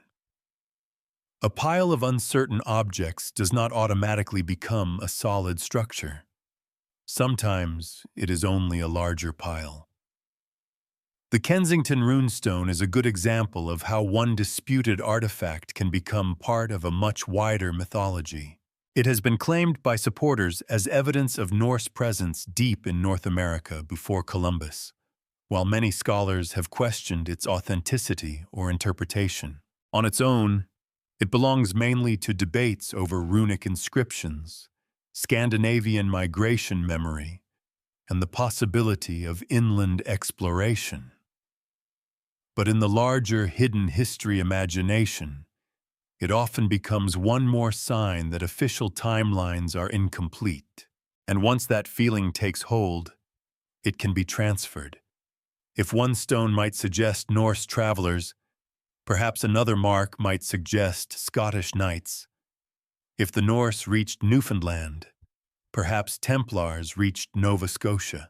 If a medieval-looking tower stands in Rhode Island, perhaps it was part of an Atlantic network. If Oak Island contains a difficult underground mystery, perhaps that network had something to hide. The steps feel smooth. Too smooth. That smoothness should make us cautious, because real evidence usually has friction. It resists being neatly aligned. Dates do not match. Motives are unclear. Objects come from uncertain contexts. Later stories contaminate earlier claims. A symbol common in one culture is treated as rare in another. A speculative connection becomes the foundation for a second speculation, and then a third. Soon, the argument no longer rests on bedrock, but on a stack of possibilities. This is how mysteries merge, not through one decisive discovery, but through repeated proximity. A reader encounters the Templars beside Oak Island, then Oak Island beside Sinclair, then Sinclair beside the Zeno narrative, then the Zeno narrative beside old maps, then old maps beside Norse voyages, then Norse voyages beside runestones. By the end, the original question has changed. It is no longer, did this particular thing happen? It becomes, isn't there too much smoke for there to be no fire? That question sounds powerful, but it can mislead. Smoke can come from many small fires, or from fog, or from people lighting fires after hearing there was smoke. A more disciplined approach asks each claim to stand on its own before joining the others. The Norse site in Newfoundland is strong because it has archaeological support. The Kensington runestone is disputed and should not borrow certainty from Lance og Meadows simply because both involve Norse themes. The Westford Knight should not borrow credibility from Sinclair traditions unless the markings themselves can be dated and interpreted securely. Oak Island should not borrow medieval significance from the Templar arrests unless a bridge of evidence can be built between France, Scotland, the Atlantic, and the island itself. That bridge is the hard part. Hidden history narratives often become persuasive by building bridges out of mood. The mood says these stories belong together. They share cold seas, old stones, missing records, and strange survivals. They all challenge the ordinary version. They all make the map feel older and more secret. But mood is not chronology. Mood is not provenance. Mood is not a controlled excavation, a contemporary document, or a securely dated inscription. Still, the merging of mysteries tells us something important. It reveals a dissatisfaction with overly simple history. Many people know instinctively that the past was not as tidy as textbooks once made it seem. They know that exploration did not begin with one famous voyage, that indigenous worlds were vast and complex, that Europeans had older maritime traditions, that records were lost, and that official narratives often leave out inconvenient details. That dissatisfaction is valid. The danger comes when a valid dissatisfaction is used to accept every attractive alternative. Skepticism toward a simplified story should not become gullibility toward a more exciting one. The best historical thinking holds both impulses together. It is willing to question inherited timelines, and equally willing to question the theories that promise to replace them. It can say, yes, Norse contact happened, without saying, therefore, every medieval-looking object in North America is evidence of a secret European mission. It can say, the Templars were destroyed under suspicious and political circumstances, without saying, therefore, their treasure crossed the Atlantic. That balance is difficult because it does not provide the pleasure of total revelation. It leaves some things separate, and separation feels less dramatic. But separation is a form of respect. It respects the Norse evidence by not forcing it to serve a Templar theory. It respects indigenous history by not treating North America as an empty stage for European secrets. It respects local colonial history by not turning every old structure into a medieval relic. It respects the Templars by keeping them in the world they actually inhabited, instead of stretching them into a universal answer for every unanswered question. There is a quiet honesty in letting mysteries remain multiple. Some may be genuine traces of early contact. Some may be misunderstandings. Some may be modern inventions. Some may be local stories that grew around ambiguous objects. Some may preserve a small memory, distorted almost beyond recognition. They do not need to become one master plot to be interesting. In fact, the master plot may make them less interesting. It flattens their differences. It turns every clue into a servant of the same conclusion.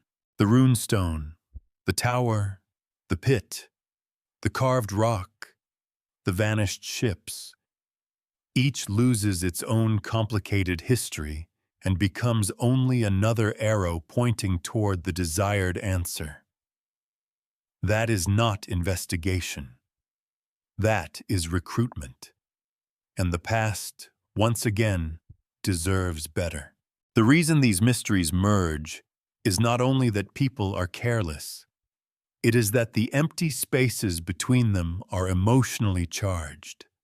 a missing fleet, a disputed voyage, a coastline full of fog, a pit without a final treasure, a stone that almost looks like a knight.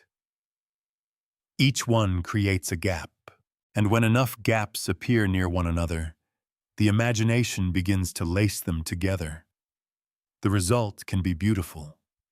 It can also be false. So before we draw the grand map, before we place Templar ships on western shores and connect every mark to a secret order, we have to return to the evidence itself, not as believers, not as debunkers eager to spoil the tale, but as patient investigators asking what each category can truly bear. Documents, maps, architecture, inscriptions, artifacts, oral traditions, geography. The legend has carried us a long way. Now it must answer to the record. At some point, every great mystery has to leave the firelight and step into the archive. That is not where legends are most comfortable. Legends prefer the coastline at dusk, the missing ship, the sealed chamber, the stone whose markings appear only when the sun falls at the right angle. Evidence is less theatrical. It sits in fragments. It asks dull, necessary questions. Where did this come from? Who recorded it? When was it first mentioned? Has it been altered? Could there be a simpler explanation? For the Templar in America story, this is the unavoidable reckoning. The legend is powerful because it joins many suggestive things together. But suggestion is not a verdict, so the evidence has to be sorted, not as one glowing mass, but by category. The first category is documents. Here, the record is strongest at the beginning and weakest at the destination. We have substantial historical grounding for the fall of the Templars, the arrests in 1307, the accusations, the trials, the political pressure, the suppression of the order, and the death of Jacques de Molay. This part belongs to documented medieval history, but when the story moves toward escape fleets, hidden archives, and Atlantic voyages, the documentation thins dramatically. The most dramatic claims often depend on later accounts, family traditions, speculative reconstructions, or documents whose reliability is debated. A missing document can invite suspicion, but it cannot testify. Silence may hide something. It may also simply be silence. The second category is maps. Maps are seductive because they seem to offer a bird's-eye view of secret knowledge. An odd coastline, a strange island, a name that resembles another name. These can feel like proof that someone knew more than they should have. But old maps are complicated objects. They copy earlier sources, mix rumor with measurement, preserve mistakes, and sometimes describe imagined lands as confidently as real ones. A map that appears mysterious is not automatically a map of America, and a map that shows Atlantic curiosity is not automatically Templar. To carry the theory, it would need to connect clearly to the order, to a voyage, and to a recognizable Western land. That is a heavy burden, and most alleged map evidence does not carry it securely. The third category is architecture. Here we meet structures like the Newport Tower, and the temptation is obvious. Stone survives. Stone looks authoritative. Stone feels older than paper. But architecture must be dated and contextualized. A building that seems medieval to the eye may still belong to the colonial period. A form that resembles European structures may reflect practical building traditions rather than secret survival. The mainstream explanation for the Newport Tower as a colonial-era structure may be less thrilling, but it fits the local historical setting better than a Templar origin. That does not make the tower boring. It makes it a reminder that time can turn ordinary utility into mystery. The fourth category is inscriptions and carved stones. This is where the evidence becomes especially fragile. Marks on stone can be real without being ancient. They can be ancient without being European. They can be European without being Templar. They can be intentional without meaning what later interpreters claim. Dating, context, and expert comparison matter more than resemblance. A cross alone proves very little. Crosses are too common. A sword shape, if uncertain, proves very little. A symbol that requires heavy explanation before it becomes visible should be treated with care. The Westford Knight, like many disputed markings, is fascinating as a study in interpretation, but far less secure as evidence for a medieval Atlantic expedition. The fifth category is artifacts. This should be the strongest category, because objects found in controlled archaeological contexts can transform a debate. The Norse site at Lance aux Meadows shows exactly how powerful such evidence can be. Structures, tools, ironworking traces, and datable material can anchor a claim in the physical world. For the Templar theory, that kind of anchor is missing. There is no widely accepted Templar settlement site in North America. No securely excavated cache of Templar objects. No medieval European relic found in a controlled context that clearly links the order to Nova Scotia, Rhode Island, or Massachusetts. Without that, the theory remains dependent on inference, not confirmation. The sixth category is oral tradition and later memory. These should not be mocked. Traditions can preserve traces of real events. Families and communities sometimes carry fragments that formal records ignore. But memory is not a sealed container. It changes shape. It absorbs prestige. It borrows from books, local pride, nationalism, and the human desire to belong to a story larger than ordinary life. Sinclair traditions, Oak Island stories, and local legends may tell us something meaningful about how people remembered, imagined, and reinterpreted the past. They do not, on their own, prove the voyage. The seventh category is geography. Geography is the most generous witness in this case. It tells us that the North Atlantic was crossable. It tells us that Newfoundland, Nova Scotia, and the broader coastline could be reached by skilled sailors under the right conditions. It tells us that the Norse precedent makes pre-Columbian European contact possible. But geography can only say, this could happen. But it cannot say, this did happen. That distinction may be the most important one in the entire story. So what does the evidence really say? It says the Knights Templar were destroyed in a real political and religious crisis. It says rumors of escape became attached to that destruction. It says Scotland offered later storytellers a plausible refuge. It says Henry Sinclair became the center of a disputed Atlantic tradition. It says the Norse proved that medieval crossings to North America were possible. It says Nova Scotia and Oak Island became powerful landscapes for treasure myth. It says stones, towers, and markings have been interpreted through that myth. But it does not prove that the Templars reached America. Not yet. What is documented is the fall of the order.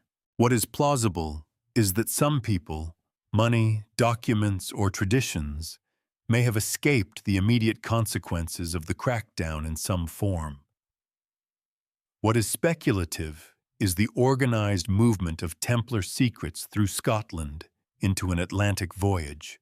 What remains unsupported is the claim that confirmed Templar treasure, relics, or settlements have been found in North America. This answer is less dramatic than the legend. It is also more durable. Because when we strip away the overconfident claims, the story does not disappear. It changes shape. It becomes a study of how historical trauma creates rumor, how rumor seeks geography, how geography invites treasure, and how treasure turns uncertainty into devotion. The Templar America legend may not reveal a hidden medieval colony, but it does reveal something about us. We are drawn to the places where the record breaks. We lean toward the missing ship, the unmarked grave, the half-seen carving, the unexplained shaft. We do not only want to know what happened. We want to believe that something escaped the destruction, something meaningful, something preserved. And perhaps that is why this legend survives even under scrutiny. Not because the evidence is strong enough to settle it, but because the gaps are shaped almost perfectly like a secret.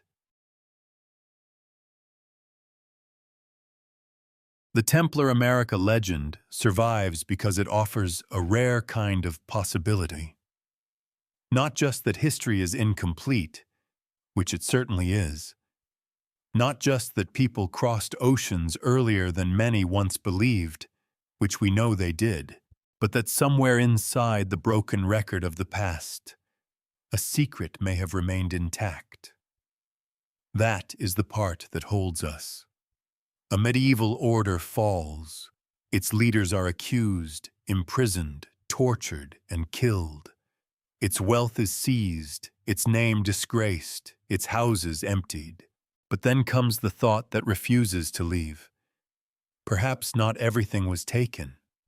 Perhaps someone escaped. Perhaps a ship left before the trap closed. Perhaps the most important thing was not destroyed, but moved. The story is powerful because it begins with a real wound. The destruction of the Knights Templar was not invented. It happened in the hard world of kings, debts, courts, prisons, and political pressure. The order's fall was dramatic enough without adding treasure chambers or Atlantic voyages. But precisely because the real event was so sudden and so severe, it created the perfect conditions for legend. When something large disappears, people expect remnants.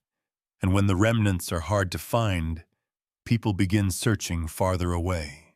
Across the sea, North America becomes the perfect receiving ground for this hope. Its coastlines are vast. Its histories are layered. Its stones, towers, islands, pits, and local traditions offer enough ambiguity for imagination to work. Nova Scotia can become a hidden harbor. Oak Island can become a vault. Newport can become a medieval outpost. Westford can become a knight's grave. Each place may have its own more ordinary explanation, but together they create the feeling of a map. Not a proven map, a desired one. That distinction matters. The evidence does not allow us to say that the Templars reached America. It does not confirm a hidden fleet crossing the Atlantic, a Sinclair-led mission carrying Templar secrets, or a sacred treasure buried beneath Oak Island. The strongest confirmed pre-Columbian European presence remains Norse, not Templar. The rest belongs to a spectrum of possibility, speculation, reinterpretation, and belief. But dismissing the legend too quickly would miss its deeper meaning. People do not keep returning to this story only because they want gold or relics. They return because it suggests that official endings may not be final, that defeat may have had survivors, that knowledge may have traveled in secret, that a ruined order, crushed by power, may have left behind something power could not reach. There is comfort in that. There is also danger. The comfort is that history might be wider than the record. The danger is that we may begin to prefer the hidden version simply because it feels more meaningful.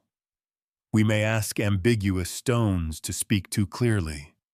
We may turn local histories into props for a grander myth. We may mistake the beauty of a theory for the strength of its evidence. The wiser path is harder. It allows mystery without surrendering judgment. It accepts that the Templars were real. Their fall was real, and the gaps around their destruction are real. It also accepts that a gap is not a doorway unless evidence shows something passing through it. So where does that leave us? At the edge of history, which is exactly where this legend has always lived. Behind us is the documented world. Arrests in 1307, trials, suppression, ruin. Ahead of us is the imagined world. Ships in fog, secret charts, hidden treasure, carved stones waiting to be understood. Between them lies the Atlantic, not only as an ocean, but as a symbol of everything the record cannot easily hold. Perhaps no Templar ship ever reached those western shores. Perhaps the treasure was never buried. Perhaps the stones are only stones, the tower only a tower, the pit only a place where generations dug into their own longing. And yet the question remains compelling, not because it has been proven, but because it reminds us how history feels when the evidence runs out before curiosity does. That is the secret America we want to believe in, not merely a continent discovered, mapped, and claimed, but a darker shoreline of possibility, where lost orders, vanished ships, and unfinished stories drift just beyond the lantern light. And sometimes, that distance is enough to keep us looking.